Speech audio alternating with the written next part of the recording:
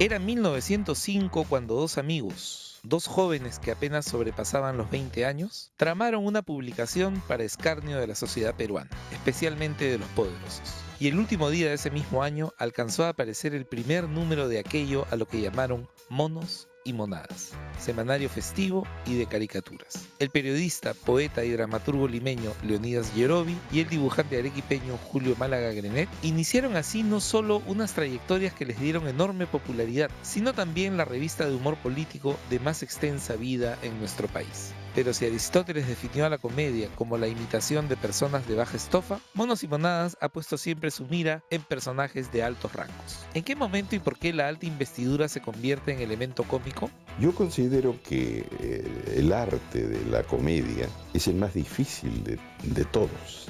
Debe ser el sentido del humor el verdadero sexto sentido, el más inteligente.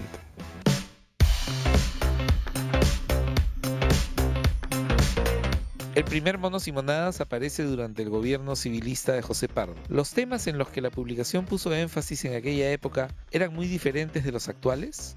Pues no, Monos y Monadas no es solo la publicación satírica de más larga vida en la historia de la lengua española, sino que además es la versión más amable de la historia nacional del Perú, porque arranca una sonrisa, en vez de provocar tomar el pañuelo y lanzarse a llorar a gritos al borde del acantilado.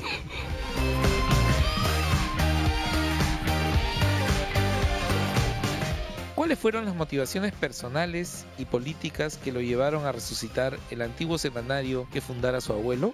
Monos y Monadas es el símbolo del arte, la travesura y la ironía que su fundador, Leonidas Yerovi, le imprimió a la propia impronta de su vida, de tal manera que su obra lírica es breve, aunque riquísima. No solo el quehacer político, sino el artístico y el social fueron tratados por Monos y Monadas siempre, ¿no?, buscándole el ángulo festivo, travieso y de desafío al poder.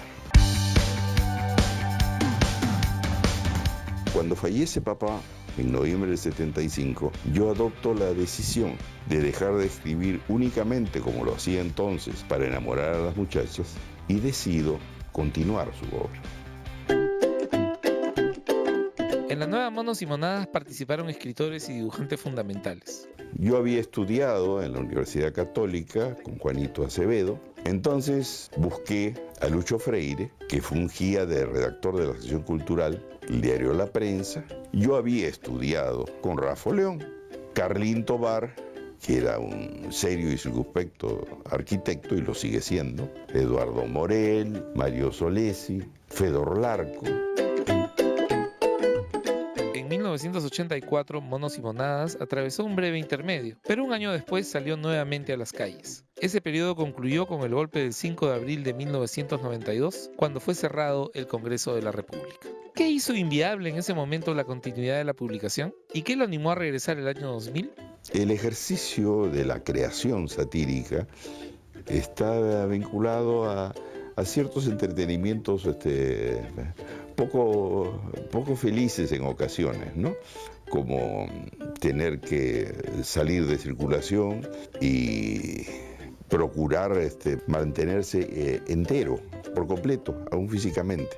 Más aún en un país donde se reunieron la hiperinflación, el terrorismo, más el terrorismo de Estado, y donde el sistema judicial, ya desde los tiempos de los militares, ha sido utilizado para pretender amedrentar, ¿no?, a quienes solo queríamos amablemente darle rienda a nuestros buenos ánimos de interpretación de la realidad nacional. Bueno, desde mucho antes del golpe de Estado de Fujimori, nosotros recibíamos visitas inopinadas que nos hacían encontrar la redacción de la revista absolutamente revuelta.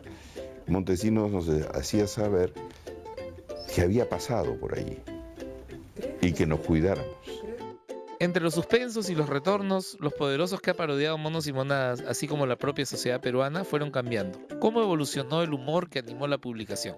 Pues uno muy concreto es el hecho de que hemos adoptado el formato del ciberespacio. Dejamos el papel impreso y ahora las ediciones son diarias y en el Facebook. Las características espirituales de la publicación las hemos preservado. El lector es otro, ¿no? Hoy en día, el público que accede a Monos y Monadas es menos ilustrado, más desconocedor hasta de la propia historia reciente del Perú.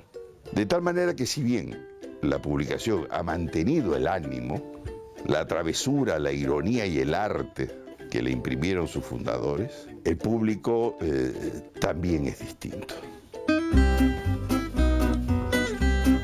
Finalmente, considerando ataques como el sufrido por la publicación francesa Charlie Hebdo o algunas amenazas recientes del poder oficial en el Perú, ¿es posible imaginar un humor políticamente correcto? Hay algo que es imposible de ver convertido en realidad. Es el humor adulón, el sentido del humor franelero. El sentido del humor no puede dejar de ser crítico. No existe el sentido del humor a favor. Por una parte, es terapéutico para el autor, porque es una liberación. Es terapéutico para el público. No solo terapéutico, es pedagógico, porque le recuerda tanto al poderoso cuanto al gobernado su condición humana. Les recuerda a quienes ejercen el poder que son seres falibles y que se van a morir y a desaparecer del planeta igual que cualquiera de nosotros, y que habrán de ser recordados por sus hechos, felices o nauseabundos. Y de eso el público se da cuenta al verlos convertidos en caricatura. Entonces cumple dos cometidos: el ingenio satírico, el terapéutico y el pedagógico.